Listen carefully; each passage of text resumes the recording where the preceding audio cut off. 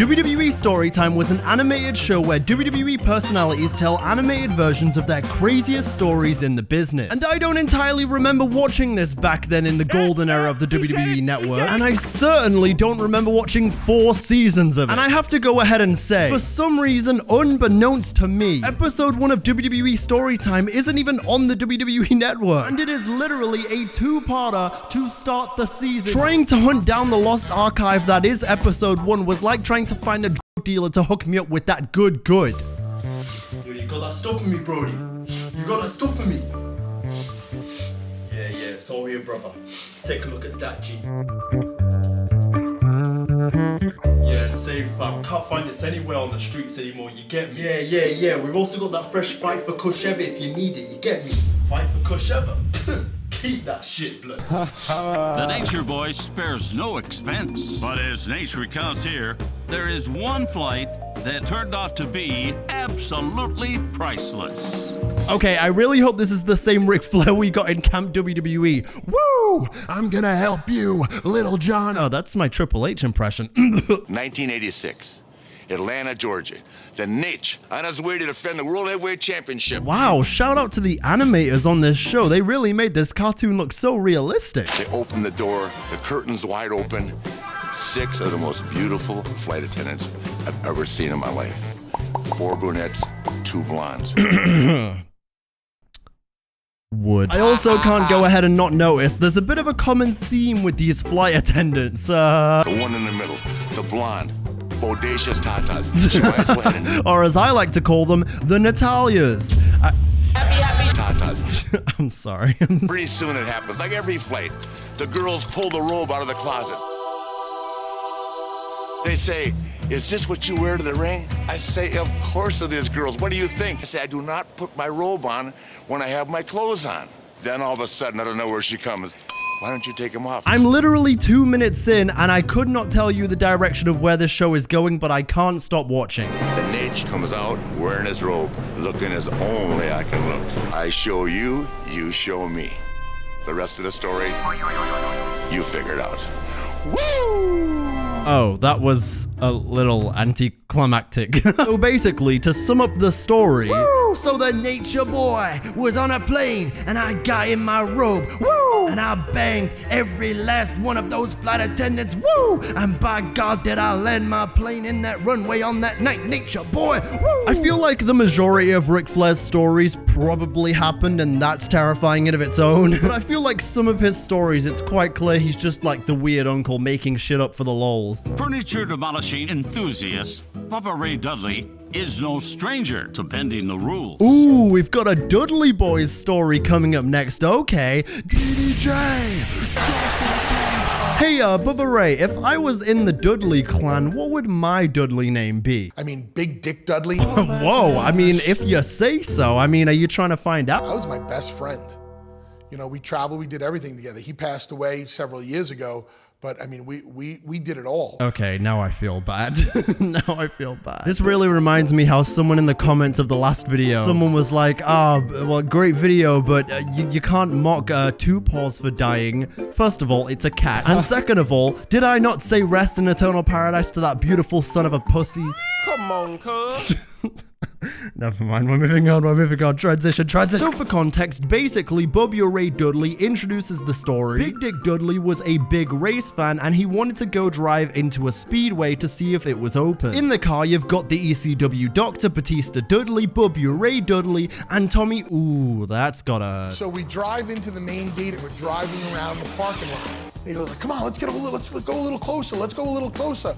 All right, let's go closer. So we drive a little closer. Now we realize that, like, the main entranceway was open. And then suddenly, from the heavens, bananas, red shells, bullet bills, mushrooms, they all started dropping from the sky like Chicken Little. And that is how I knew I was in the Mario Kart movie. And he guns it. There we are, driving a rental Cadillac, doing 103, because that's as fast as it would go. But when you get high up on the bank, unless you're going like 200 miles an hour, you're gonna tip over.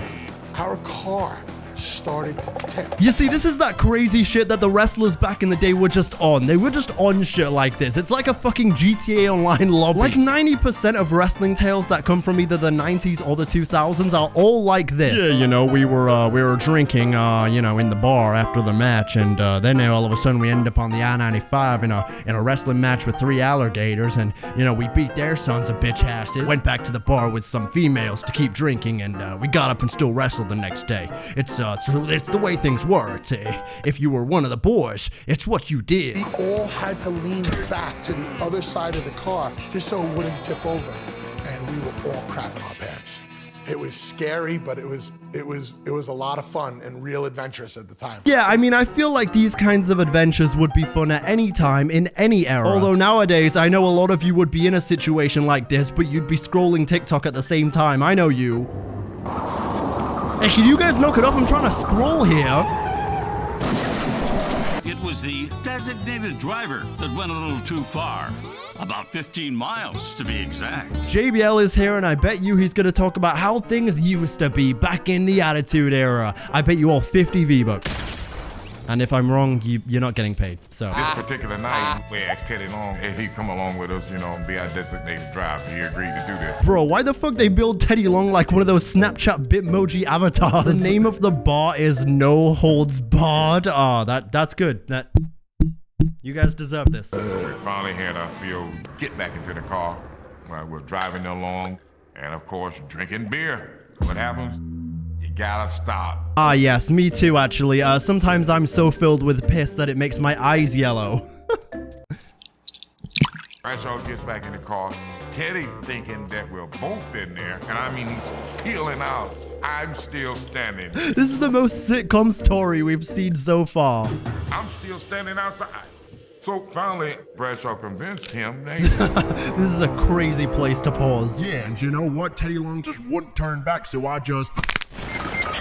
It's the way things were back then. The boys were the boys. It was the business. So when he finally picks me up, he says some old lame crap like, look, man, I thought, you know, that Bradshaw was kidding. I didn't know that you were stuck beside the road, right? Now, my first instinct was to knock his ass out, okay? Because that is not funny. Yeah, I feel like with that story, I also would be absolutely fuming. Bro, if it was late at night and I'm cold as shit and I'm a little bit drunk, yo, Teddy Long would have had to, sleep with the snowman. This episode and story does remind me of that Sopranos episode Pine Barrens, where Chrissy and Paulie are lost in the woods and Tony has to come find them. And one thing I do want to go ahead and say when it comes to WWE Storytime, I really like the animation style here. Like, the animation style and the way they're telling the stories is pretty satisfying to look at, but I wish they would have developed them a little bit more. I understand the story is a story. It goes on for however long the story is. I genuinely think this would have been like an all-timer WWE Network show if the stories were a little bit longer and more developed, or if they just made up their own. That would have been interesting. Because realistically, the professional wrestling business is so ridiculous, you could have quite easily said these things never happened, or they did happen. It's all believable. Let's talk about luggage. Is it treated fairly? I don't know about this one, Jake. It's getting a little too political for my liking. I feel like Jake's about to hit me with that, do luggage lives matter? Yes, Jake. Yes, of course they do. Snakes do not like cold. So I would wrap that snake in blankets, heat him up good, and take him to the airport. You see, this is just quite wholesome. Just Jake taking care of his snake. It's giving Molly and me. Inside that locked trunk, he's in a bag that is tied very tight. Running through the airport, different concourses, trying to make my flight, and I keep hearing my name being paged. What the hell's going on? Well, I figured it's some of the guys pulling the rip. This is what I'm talking about as well. This is another element of the wrestling business that I find insane. A lot of the wrestlers back in the day would just be like, Oh, look, this thing just happened to me that's gonna make my life a living hell. Probably just one of the boys ribbing me, haha. So shout out to the D-Generation X cameo before they were D-Generation X. They came over and got me and walked me over to the window and said, "Is that yours?" And I looked, and out on the tarmac, there is a pissed off Piper that is striking at everybody. Bro, this is like a Seinfeld episode. This is like some George Costanza shit. George walks into Jerry's apartment and he's like, "Jerry, you are not gonna believe what happened to me today." Snake got your tongue? And you see the guy downstairs look upstairs like, and you see him tell somebody else, and he tells somebody else. What a show. snake strike so fast you didn't even see it. Holy Wait a minute, we can't cut away there, what? Yeah, you know, it's crazy, the intern just got bit by my snake and then he started convulsing like he was listening to a Skrillex song. But yeah, just another day in the life. Anyway. Vince McMahon, who always enjoys a good laugh, no matter the place or time. Yes, I'm Vincent Kennedy McMahon, the chairman of the board. Wouldn't it be hilarious if I assaulted a bunch of women? Wouldn't it be hilarious if I creatively sunk Raw into the ground? Or wouldn't it be funny if I set the on television? And his son Shane is no different. He isn't? Spikes in the back. How people treat me when I say Miranda Cosgrove is fire. Like I'm insane. Ooh, she looks like Michael Jackson. Ooh. Listen, I'm trying to let her jack something. Why are you corrupting my son? And I go, Vince, I think you know it's the other way around. And all I heard was, ha ha ha. Just make yours safe and don't do anything stupid. Don't do anything stupid, said the man that has done a lot of— Taking 2 plane crashes? Okay, the real story is always in the comment section because what? Ric Flair has been in 2 plane crashes and this is the story you told? Jack Swagger, myself, Primo and Epico. Holy shit. So basically, I was riding with the WWE 12 roster. And just about that time, I said, let me try something. And the car is on 2-wheel drive. Jack, you're not allowed to drive. Ever again. Put it in 4-wheel, and we just drove out.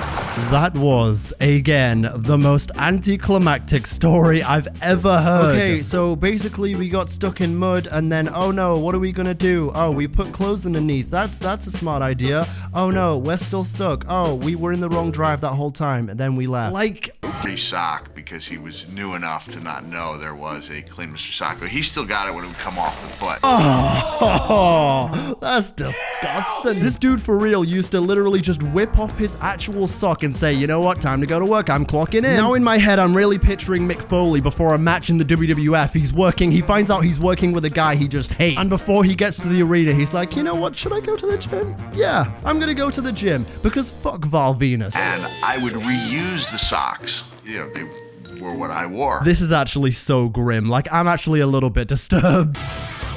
So basically the story ends with Mick Foley being in first class, and the guy next to him is weirded out by his gross smelling sock and his wrestler-like appearance, and it kinda just ends there. So I guess many a first class traveler was rattled by the fact that the large, stitched up guy next to him had a happy face on his sock. And when you've traveled with Mick Foley as much as Triple H has, you are left with not 1, but 2 colorful tales. I can't tell you how many times I've seen Mick Foley sleeping on the couch in the lobby of the Jetport covered with newspapers like a bum. Okay, now the show is gonna pick up. We got...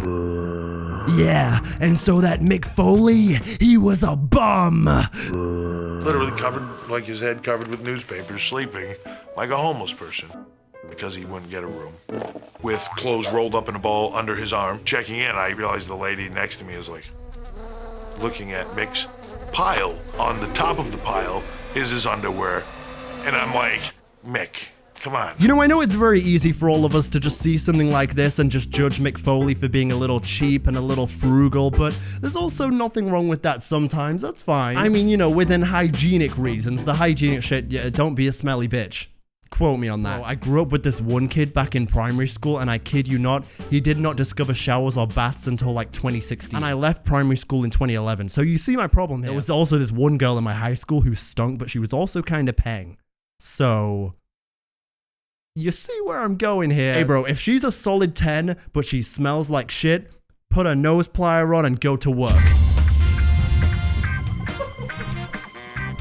We're in the 4th quarter now, gentlemen. Picture. Oh, brother, this guy stinks! And then roll the underwear back on. And then next to him is a giant clear plastic bag of popcorn. And he says, I'm not gonna take the flight. I'm gonna bank the tickets. What are we gonna do, drive? He's like, yeah, it's only 600 miles. Okay, not to sound like every white British girl ever, but like, you're giving me the ick. Bro, there is no way that anyone has to be this frugal. Like, this is Mick Foley, so I'm gonna allow it, but this is kind of insane. There are cameras in our room, but it's dark, so obviously I don't think that they can see anything. I would bring girls back to my room, and I would bring the girl in, and we would kind of go under the covers. Okay, finally, The Miz knows how to entertain, okay? Give me something good. What did you try to do? Have sex with a girl and you tried to use the move, the helicopter? I don't know what that is. What's the helicopter? Huh? What? So I'm watching with my mom, and my roommate, he's like, Mike brought her home and had sex with her right in front of me. Then you see me kind of doing a swirl motion in the covers, and my roommate looking over going, no fucking way. She's just like, and I'm like, Mom, you're just like your father. And I'm like, wait, what? Wait a second, that you're not supposed to say, no. Like, in my head, I'm thinking, was it the swirl motion that did it, or it's the situation? She's like, your father would do that same exact thing. There is literally no fucking way that the legend himself, George Mazanin, was also doing this shit. Hey bro, maybe George Mazanin was getting down back in the day. This dude was on Demon Time talking about spin, helicopter. Michael, you knew the cameras were on you. Now I have to explain to everyone that my son's a whore. And I'm like, I'm not, Mom. I'm not. It happened one time. Finally, a good story. Hallelujah. For the next time I make a video about WWE Storytime, just tell me where the good stories are, okay? I got no time for all those bullshit filler episodes, okay? Fuck that. I want the meat and I want it now. Like, all of the stories really build you up and then you finish too early. Most of the stories don't have any real details or development. They just kind of randomly